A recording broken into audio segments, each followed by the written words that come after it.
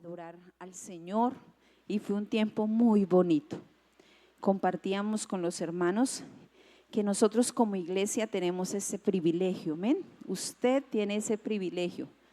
¿Y de qué? De venir a este lugar y reunirnos y poder adorar al Señor. Es un diseño de Dios, amén. El Señor dice en su palabra que en medio de la congregación, le alabaremos. Y qué bonito es estar en un mismo sentir, hermano, y que aprovechemos y disfrutemos ese espacio. Tenemos las canciones proyectadas y tenemos la música que Dios ha dado para que nosotros podamos cantar al Señor, amén. La palabra de Dios dice que hay que cantar al Señor, que bueno es cantar salmos al Señor. ¿Por qué? Porque suave y hermosa es la alabanza. O sea, el Señor está interesado en escuchar el cántico de cada uno de los que estamos aquí. O sea, su corazón se alegra, dice la palabra, que tiene contentamiento en medio de su pueblo. Entonces, qué bonito, hermanos, es que usted que viene los domingos pueda prepararse a esa cita con el Señor. Desde toda la semana, tener ese contentamiento, como decía David, yo me alegré con los que me decían a la casa de Jehová que iremos, y que usted llegue temprano, hermano, para que pueda disfrutar las canciones. Son 1 hora y 45 minutos que a veces estamos, es poquito donde podamos estar aquí siendo edificados, que podamos disfrutar ese tiempo de alabanza, que usted pueda cantar con gozo al Señor, amén, que pueda adorarle, porque es la ofrenda que usted presenta. ¿Para quién, hermano? Para Él, y Dios espera recibirla de todos los que estamos en este lugar, y la recibe en muchas congregaciones y en muchos lugares del mundo. Que usted no deje de participar de eso, amén. Y vamos a ir a la palabra. Tenemos el privilegio, ustedes saben que en los servicios tenemos oración, canciones, y tenemos el privilegio de escuchar la palabra de Dios. La palabra de Dios que fue escrita ¿para quién? Diga, para mí. Dios escribió la palabra ¿para quién? Para mí. Cuando uno predica, uno sabe que esas palabras ¿para dónde? Para uno. Y también ¿para dónde? Para la iglesia. Está uno con esa convicción. Y vamos a ir a la palabra, pero antes vamos a hacer una oración. Motivaba a mis hermanos esta mañana en el primer servicio a estar con todos nuestros sentidos conectados, nuestros oídos, nuestra vista, que no nos dejemos desconcentrar. Hoy está haciendo un buen clima, no tenemos mucho calor, entonces esté su merced atento a la palabra. ¿Por qué? Porque es la forma de usted poder entenderla y conocerla. Y necesitamos ser instruidos, ¿por qué, hermanitos? Por la palabra. Algo que le hablaba yo al Señor esta mañana en mi oración, y era eso, hermanitos, que pudiéramos tener un corazón ¿qué? Dispuesto. Para uno es un privilegio poder ser un portavoz de la palabra.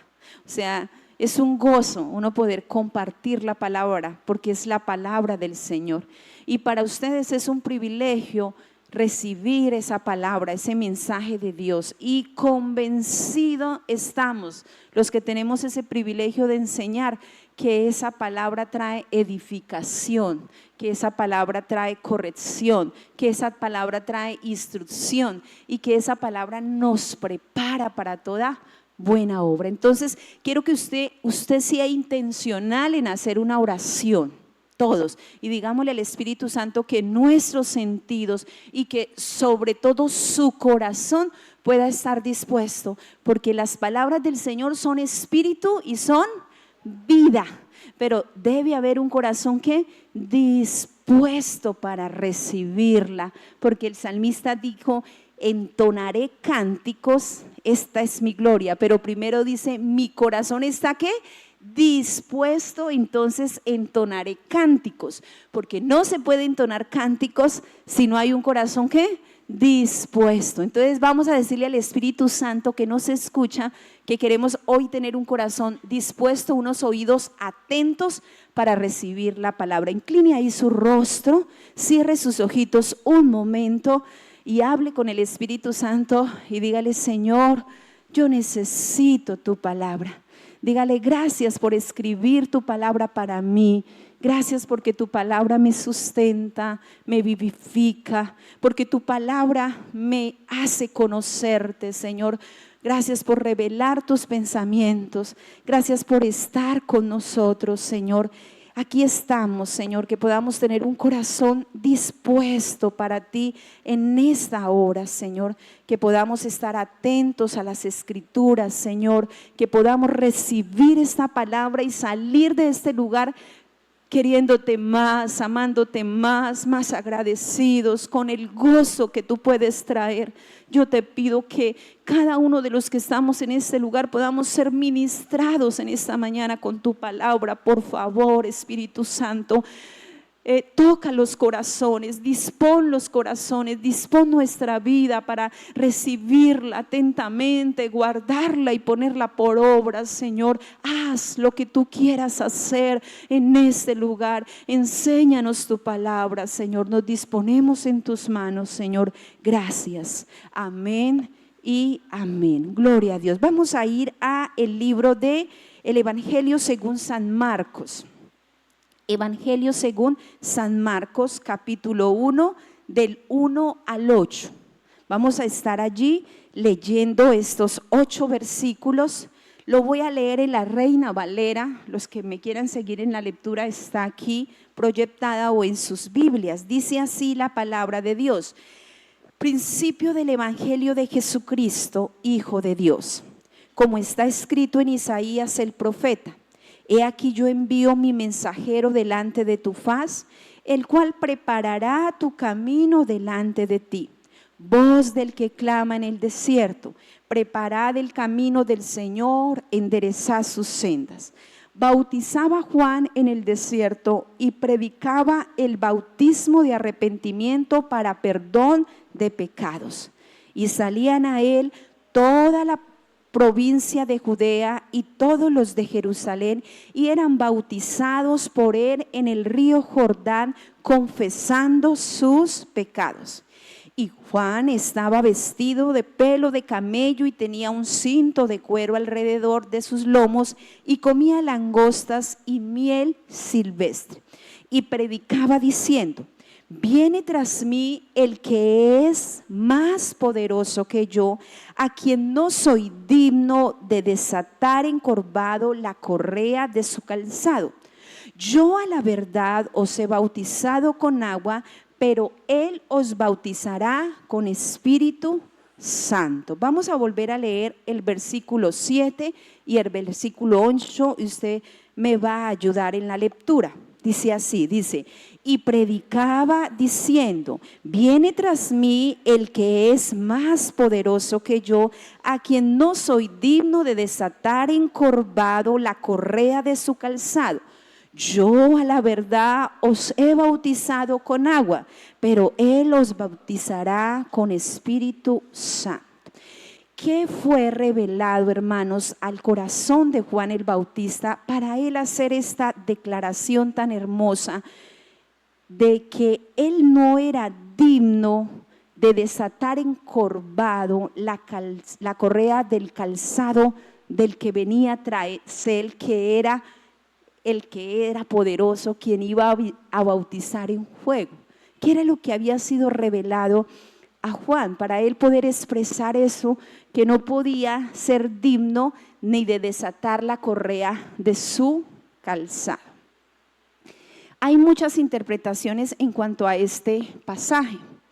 Algunos lo interpretan frente al Antiguo Testamento desde una parte jurídica por algunas leyes que estaban establecidas en Deuteronomio. Bueno, otros le dan una interpretación acerca del reconocimiento de la dignidad de Cristo, pero todas van enfocadas a que Juan aquí hace una declaración porque a la vida de él fue revelado revelado a la vida de él Jesucristo como el Mesías, como el Hijo de Dios, la dignidad de Cristo. Él sabía a quién y en qué momento tenía que encontrarse a Jesús y lo estaba esperando y sabía quién era él. Vamos a culturizar un poco por qué Juan usa este concepto para mostrarnos a nosotros algo. Resulta que en tiempo de los judíos o en la cultura judía, en ese contexto, cuando un visitante llegaba a una casa judía, el anfitrión o el dueño de la casa preparaba un recipiente con agua para que el viajero que pasara se pudiera lavar ¿qué? Los pies. Y la Biblia confirma ciertos detalles de eso, porque recuerdan cuando Jesús fue a visitar al fariseo. Bueno, fariseo no es porque fuera hipócrita, sino porque pertenecía a la secta de los fariseos, conocía la ley, era cercano. Y había un hombre que se llamaba Simón y Jesús lo fue a visitar y allí pasa una historia muy especial que está en Lucas 7, donde él le va a mostrar a Simón y él le dice unas palabras y le dice: Simón, yo estuve en tu casa y tú no me diste agua. Dice: yo entré en tu casa y tú no me diste aguas para mis pies. O sea que se acostumbraba cuando alguien llegaba dar agua para que esa persona ¿qué? Se lavara los pies.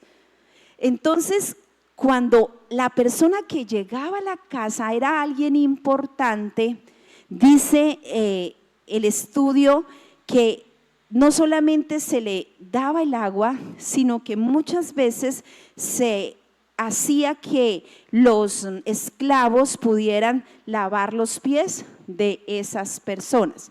Pero ni siquiera, escucha esto, amado hermano, ni siquiera un esclavo era obligado a quitarle las sandalias a otra persona.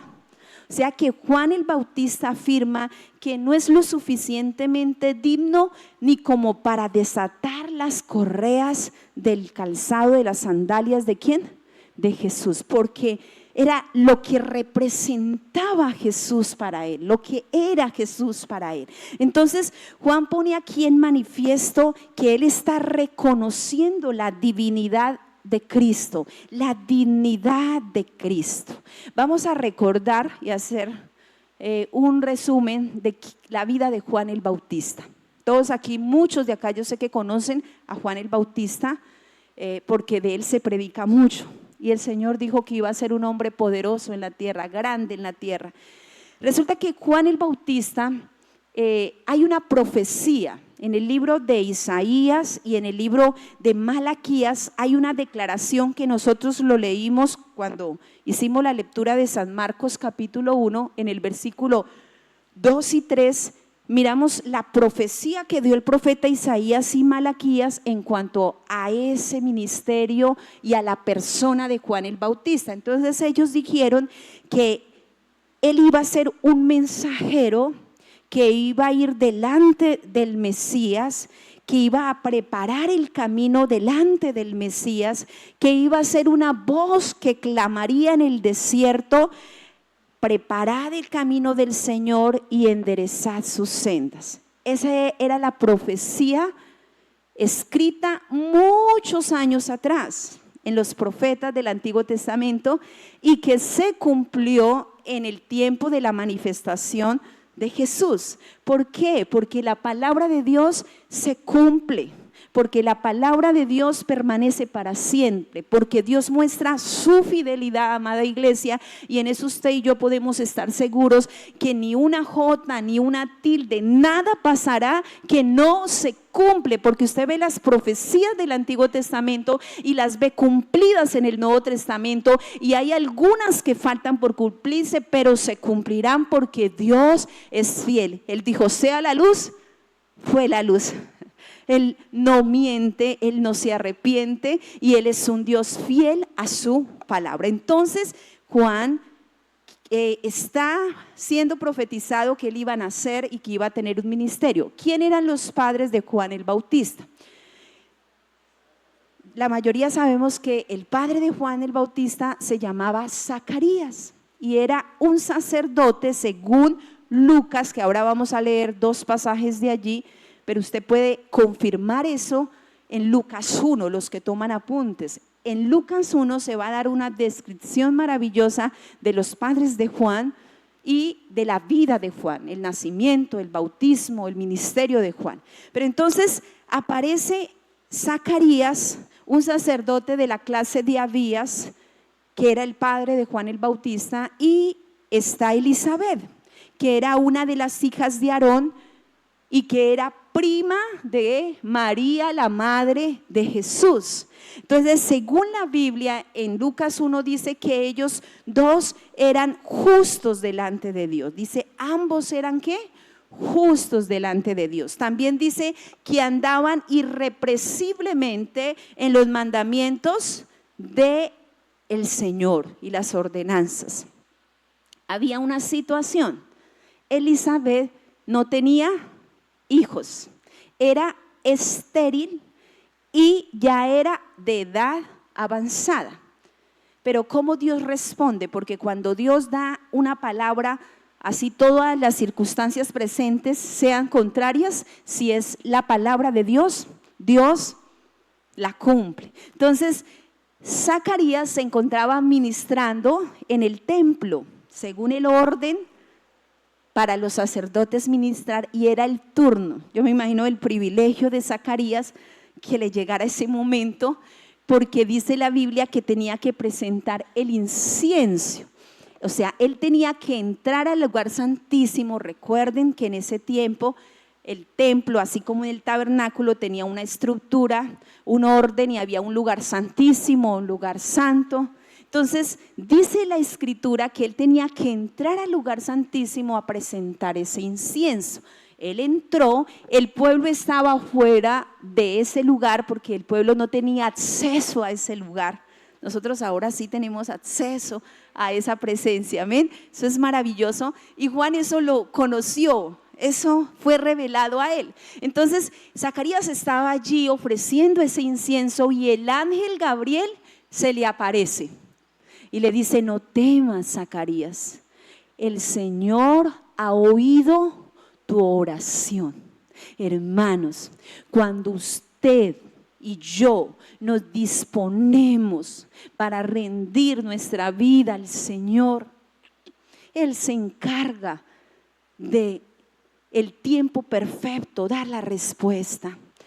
Ya no habían esperanzas, tanto que Zacarías no lo podía ni creer, y por eso tuvo una consecuencia ahí, pero Dios en su misericordia después aparejó todas las cosas.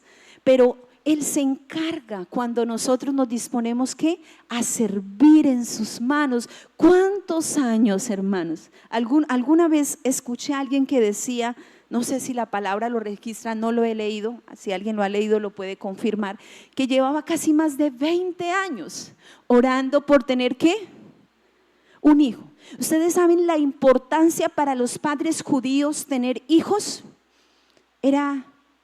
Y bueno, y desafortunadamente las mujeres que son cohibidas o de alguna situación médica saben que eso es algo difícil, y Dios responde y hace milagros. Entonces para Elizabeth no tener un hijo era como si Dios se hubiera olvidado de ella. Cuando los vecinos supieron, dijeron: oiga, Dios se acordó de Elizabeth, tuvo misericordia de Elizabeth.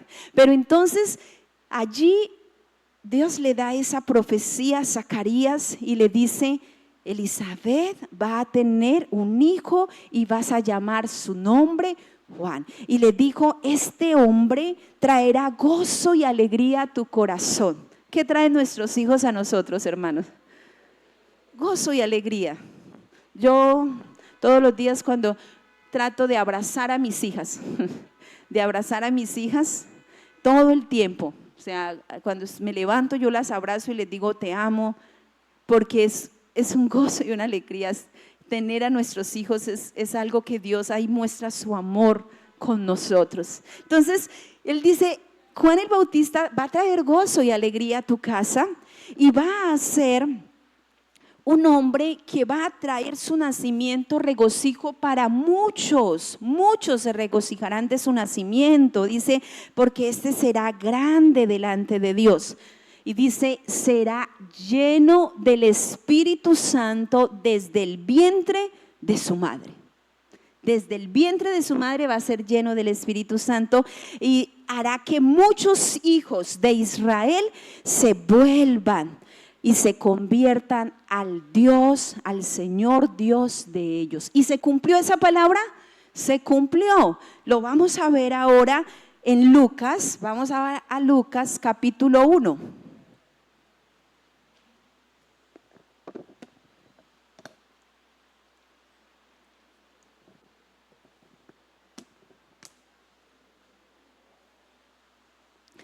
Hermano, voy a hacer un paréntesis porque vino un pensamiento a mí. La iglesia tiene un servicio de emermédica. Entonces es necesario que cuando de pronto usted esté en un servicio y sienta alguna situación de salud o alguna situación se presente, usted le pueda informar a los sugieres para que ellos puedan, cuando es por algún tema de accidentalidad o que se desmayó, alguna situación. Segundo, también hay unos protocolos establecidos que después los vamos a socializar cuando por cuestiones de riesgo ante un temblor, bueno, cualquier situación, incendio, tengamos que evacuar este lugar, teniendo en cuenta que arriba tenemos los niños. Son los maestros que hacen ese proceso, no que los padres entremos en pánico y comenzamos a subir a bajarlos porque vamos a colapsar las escaleras. Entonces quiero después tomar un tiempo, pues vino ese pensamiento, quiero compartirlo para que ustedes puedan saber que también los líderes pues están siendo capacitados para poder mirar cuáles son esos protocolos. Pero volvemos a la palabra. Bueno, entonces vamos a mirar cómo se cumple esa palabra en el Evangelio según San Lucas. Recuerde, el Señor dijo, Él va a ser lleno del Espíritu Santo cuando esté en el vientre de su madre. Mire lo que dice Evangelio según San Lucas, versículo 39 al 45. Vamos a leerlo, dice así: en aquellos días, levantándose María, fue deprisa a la montaña, a una ciudad de Judá. ¿Esta María era quién? La madre de Jesús. Ya estaba ¿qué? Embarazada de Jesús. Yo les hago una pregunta. ¿Quién nació primero, Juan o Jesús? Juan el Bautista nació primero. ¿Y ellos eran qué? Primos, eran parientes. Entonces, cuando esta mujer María va, dice, entró, versículo 40, y entró en casa de Zacarías y saludó ¿a quién? A Elizabeth. Con el solo saludo, mire lo que pasó, versículo 41, y aconteció que cuando oyó Elizabeth la salutación de María, ¿qué pasó con la criatura? La criatura saltó en su vientre y Elizabeth fue ¿qué? Llena del Espíritu Santo y exclamó a gran voz. Mire la revelación que esta mujer recibió y la criatura. Dice, bendita tú entre las mujeres y bendito el fruto de tu vientre. ¿Quién era ese fruto? Jesús de Nazaret. Dice versículo 43, ¿por qué se me concede esto a mí, que la madre de mi Señor venga a mí? Porque tan pronto como llegó la voz de tu salutación a mis oídos, la criatura saltó de alegría. ¿En dónde? En mi vientre. Poderoso. Jesús estaba en el vientre de María, Juan estaba en el vientre de Elizabeth, y ante la revelación de quién era Jesús, Elizabeth fue llena del Espíritu Santo y Juan el Bautista también. Desde el vientre Juan el Bautista conoce la deidad de quién es el que está en ese momento ahí. Escuchó la voz de María y se identificó y fue revelado y fue lleno ¿de quién?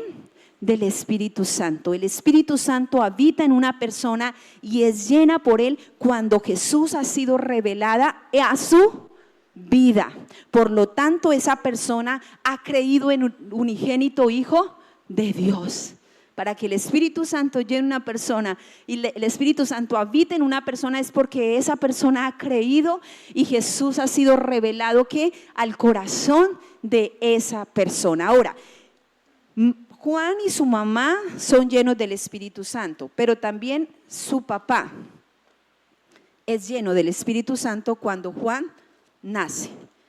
Ellos necesitaban conocer, hermanos, como todo el mundo, como usted y yo, necesitaban conocer el camino, la verdad y la vida, que era ¿quién? Jesús de Nazaret, el Evangelio, porque el Evangelio es una persona que se llama Jesucristo, es la gracia de Dios revelada para ¿quién? Para que usted y yo podamos tener ¿qué? Salvación. Entonces, tanto Juan, tanto Elizabeth como el mismo Zacarías, aunque ministraba delante de Dios, necesitaba conocer quién es Jesús de Nazaret, quién era el Hijo de Dios. Entonces mire lo que dice San Lucas 1, en el mismo pasaje, del 67 vamos a leerlo hasta el 80. Usted me va a seguir muy detalladamente en la lectura. Versículos antes están hablando del nacimiento de Juan el Bautista, y cuando Juan nace, dice el versículo 67, y Zacarías su padre fue lleno del Espíritu Santo y profetizó diciendo, mire la profecía que da Zacarías acerca de Jesús. Dice, bendito el Señor Dios de Israel, que ha visitado y redimido a su pueblo y nos levantó un poderoso Salvador en la casa de David su siervo, como habló por boca de sus santos profetas que fueron desde el principio, salvación de nuestros enemigos y de la mano de todos los que nos aborrecieron, para hacer misericordia con nuestros padres y acordarse de su santo pacto, del juramento que hizo Abraham nuestro padre, que nos había de conceder que, librados de nuestros enemigos, sin temor les serviríamos. Hermanas, se estaba cumpliendo la promesa ¿de qué? De Abraham. Y el profeta, el sacerdote Zacarías estaba dando esa profecía. Mire lo que dice el versículo 76, y tu niño profeta del Altísimo será llamado, porque irá delante de la presencia del Señor para preparar sus caminos, para dar conocimiento de salvación a su pueblo, para perdón de sus pecados, por la entrañable misericordia de nuestro Dios, hermanos, con que nos visitó desde lo alto la aurora, para dar luz a los que habitan en tinieblas y en sombra de muerte, para encaminar nuestros pies por camino de paz. ¿Y qué pasaba con Juan el Bautista? El versículo 80, y el niño ¿qué? Crecía y se fortalecía en espíritu y estuvo en lugares desiertos hasta el día de su manifestación a Israel. Juan inicia su ministerio. ¿Qué decía lo que estábamos leyendo en Marcos 1? Que Juan el Bautista recorre toda la región antigua del Jordán, predicando el bautismo de arrepentimiento para perdón de pecados. Que las personas cuando oían a Juan le decían, ¿qué haremos? ¿Qué haremos? Varios les preguntaron, ¿qué haremos? Y él les decía que se arrepintieran, que hicieran dignos frutos de arrepentimiento. Les anunciaba las buenas nuevas. O sea que a Juan se le reveló Jesucristo y él pudo entender que él era su Señor, que él era ¿qué? Su Salvador.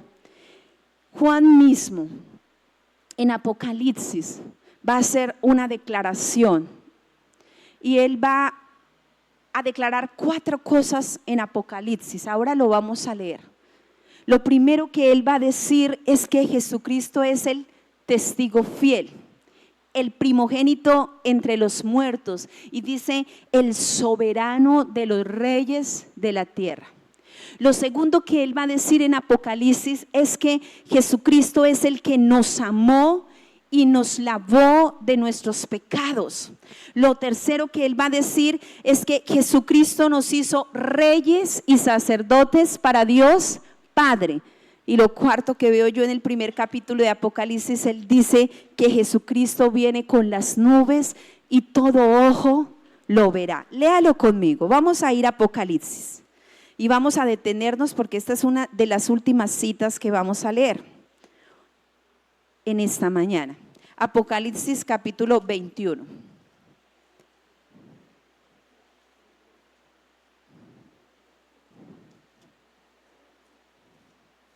Apocalipsis es el último libro de la Biblia y todos lo encontramos. Y dice la palabra, ubíquese en el versículo 4.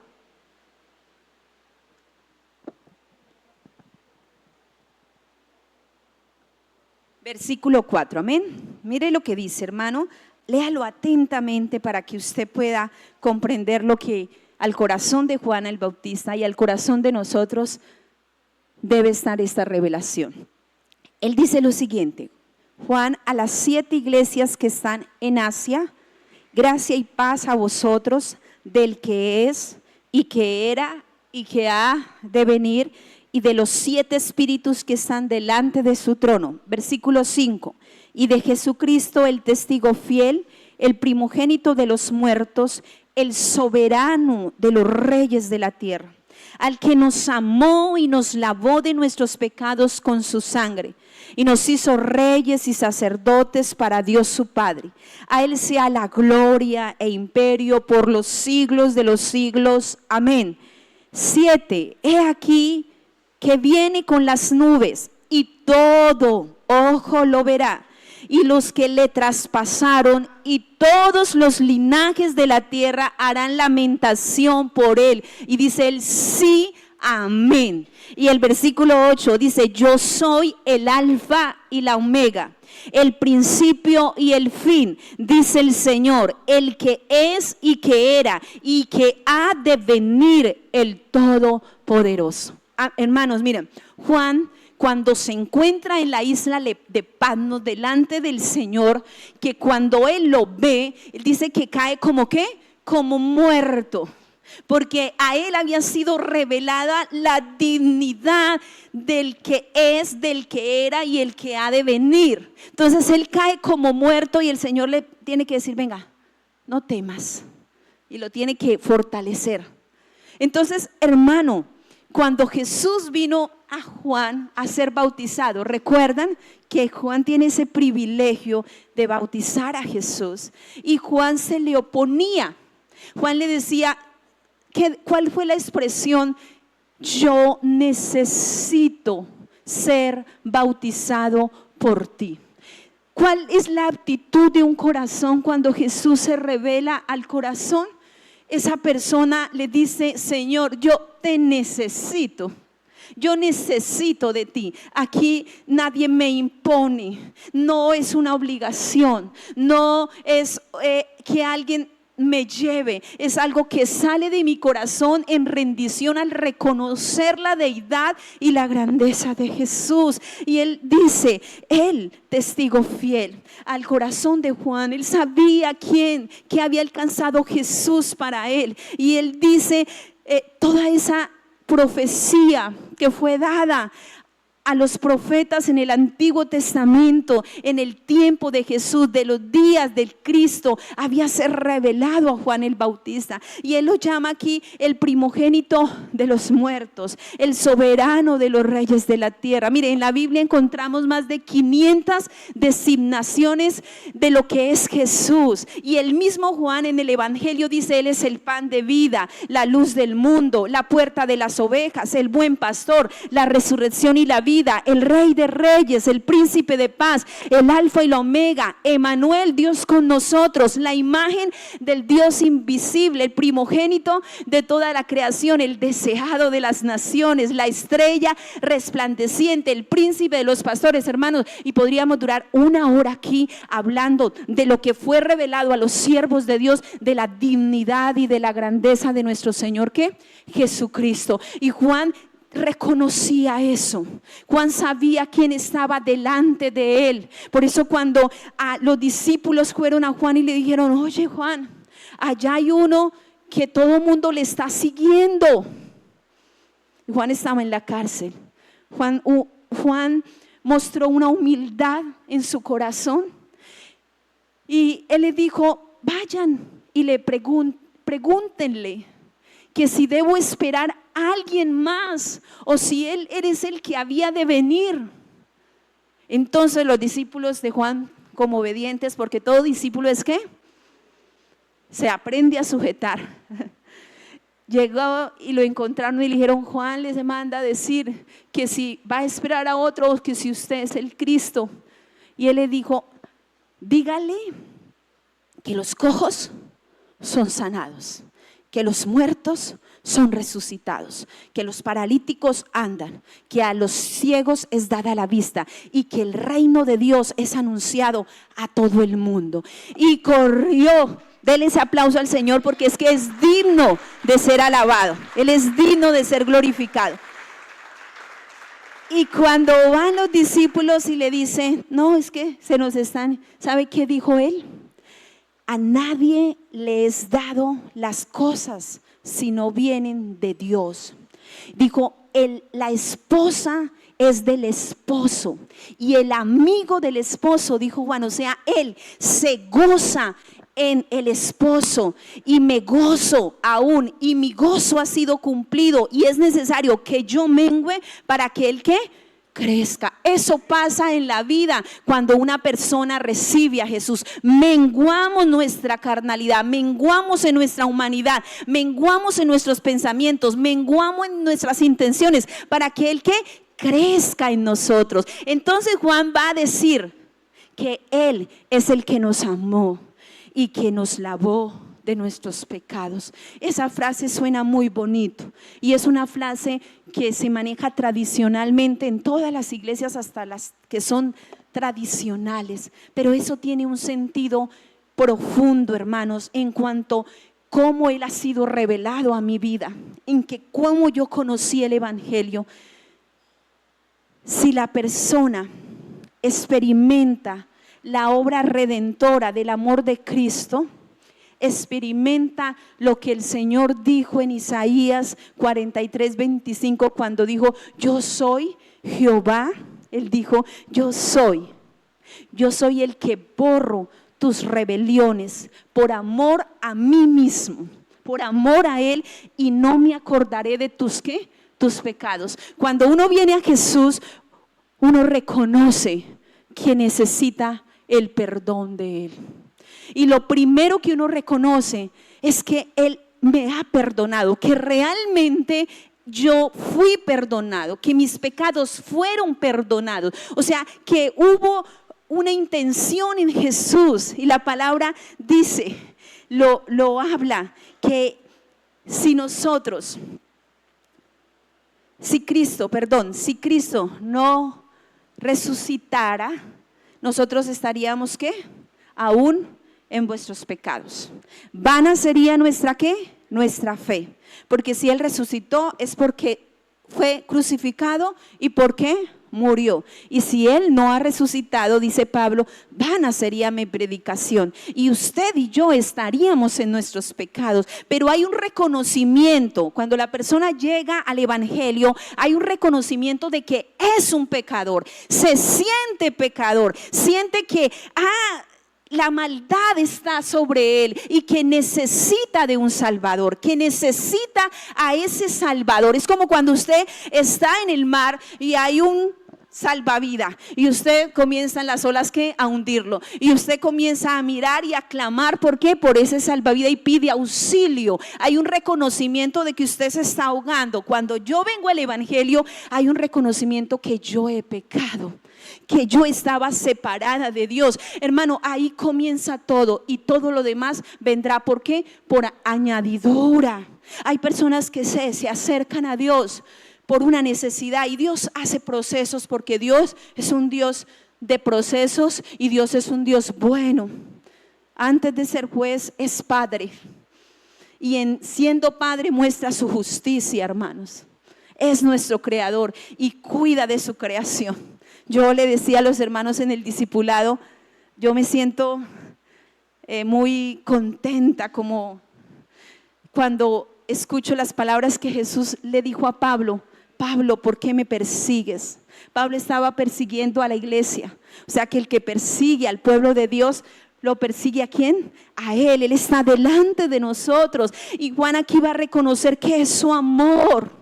Cuando una persona viene a Cristo y conoce el Evangelio, lo hace no por temor, no por necesidad, no por miedo, sino por un reconocimiento del amor de Cristo, que es alto, que es profundo, dijo Pablo, que es la plenitud del que lo llena todo Él. Entonces entendemos esa grandeza, hermanos, y quedamos rendidos y alineamos nuestra vida al pensamiento de Dios, y Dios comienza a hacer una obra. Pero cuando se queda ahí, hermanos, ¿por qué Jesús? El tiempo es muy corto en televisión. ¿Por qué Jesús hace esto? ¿Por qué podemos ver el amor de Jesús? ¿En qué se ve revelado el amor de Jesús? En varias cosas, hermanos. Hebreos dice que el Señor dijo: he aquí, oh Dios, yo vengo a hacer tu voluntad. Dijo: he aquí, oh Dios, yo vengo a hacer tu voluntad. Dijo: quita lo primero para establecer esto último. Y en esa voluntad, dice el libro de Hebreos, que nosotros somos santificados mediante la ofrenda del cuerpo de Cristo, hecha una vez para siempre. Fue en su voluntad, en su disposición. Él dice en Juan 10, 17 y 18: a mí nadie me quita la vida. ¿Yo la qué? Yo la pongo. Y él dice: por eso me ama el Padre, porque yo pongo mi vida. Nadie me la quita, sino que yo de mí mismo la pongo. ¿Y sabe qué dijo? Y tengo poder para ponerla y para volverla, ¿qué? A tomar. Entonces, ese Jesús en su voluntad puso su vida por nosotros, pero también en su humillación y en su obediencia, como dice Filipenses, hermano. ¿Qué dice Filipenses? Que siendo en forma de Dios, dice que Él no escatimó a ser igual a Dios como cosa de que aferrarse, sino que se despojó de sí mismo. Y dice: hechos semejantes a nosotros, a los hombres, dice, y estando en la condición de hombres, se humilló a sí mismo y se hizo obediente hasta la muerte, y la muerte de cruz, hermano. Y esa obediencia y esa humillación fue por la humanidad, para darle vida a la humanidad, hermano. Y vemos esto en Jesús. Y ahora Juan va a declarar en el versículo 6 que estábamos leyendo en Apocalipsis. Él dice: Jesucristo nos hizo reyes y sacerdotes para Dios Padre. Uy, eso suena, ay, tan bonita esa frase. Hermano, eso no es una frase bonita. Eso es una verdad absoluta de Dios. Eso es una verdad en la palabra. Y los apóstoles lo confirmaron cuando en el libro de Colosenses el Señor dice que el cual nos ha librado de la potestad de las tinieblas y trasladado al reino de su amado Hijo.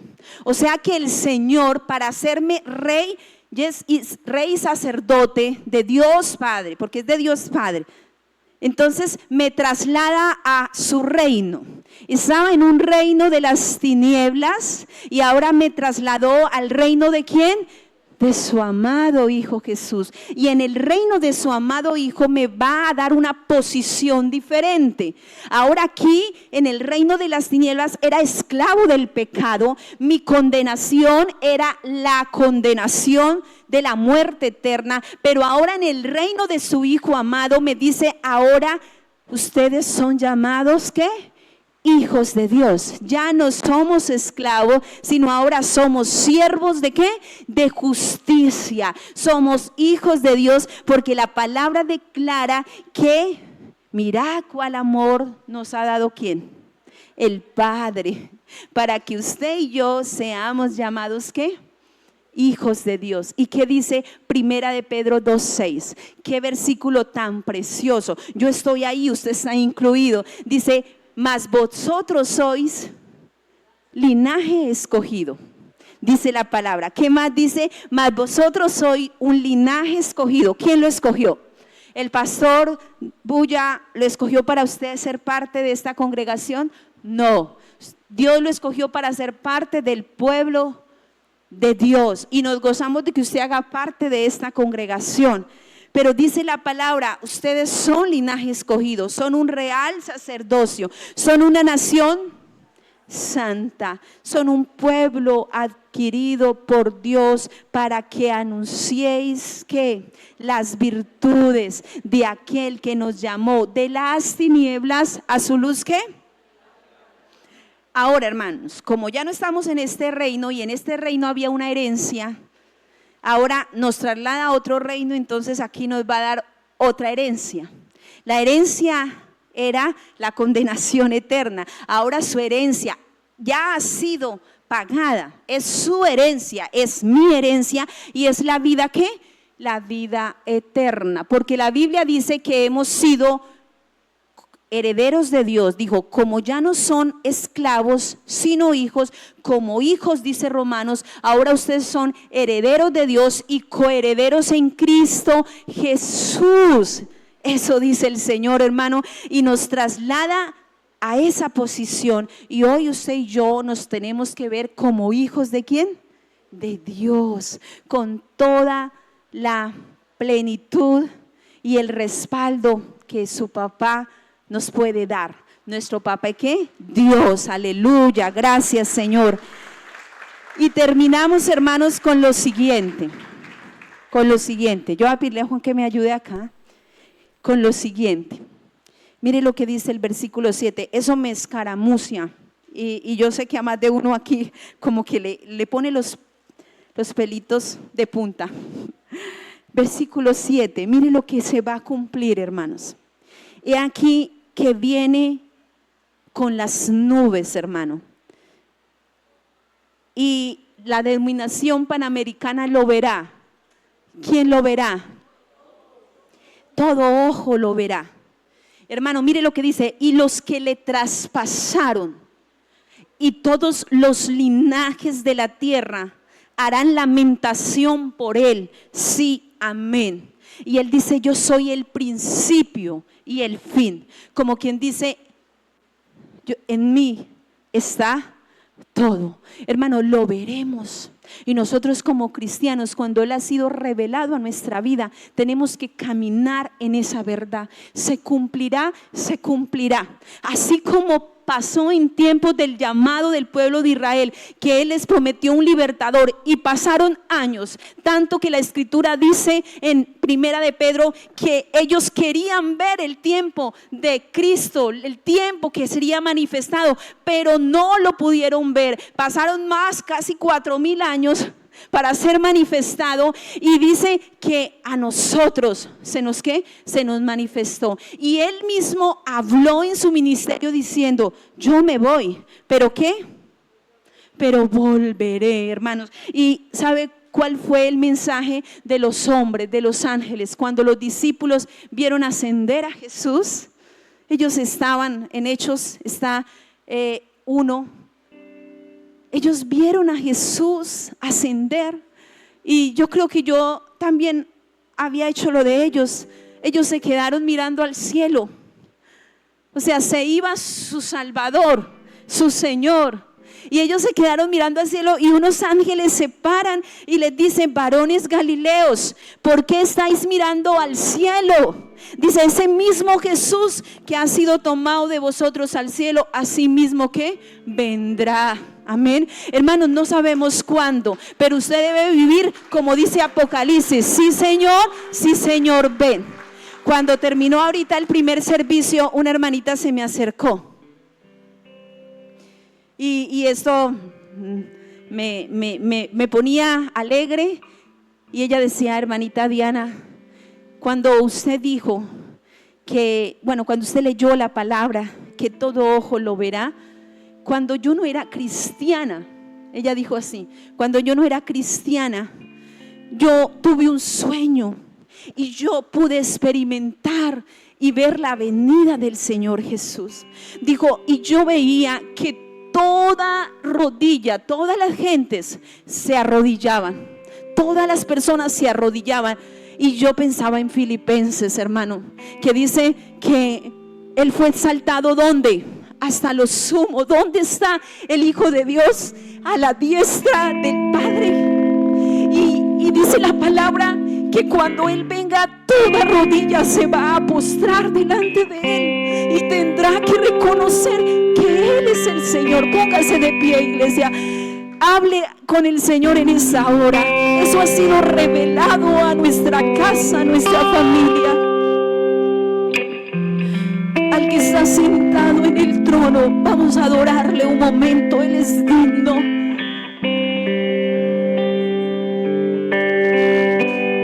Aleluya.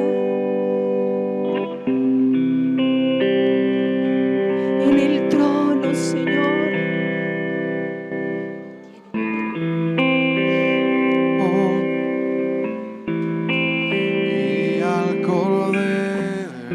Él es el Cordero, adóralo, iglesia.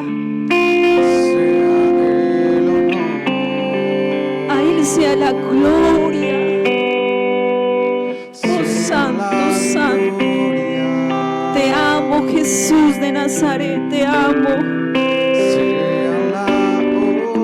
Tú eres mi Dios. Oh, aleluya. Aleluya, Jesús. Por los siglos, tú eres poderoso, Dios.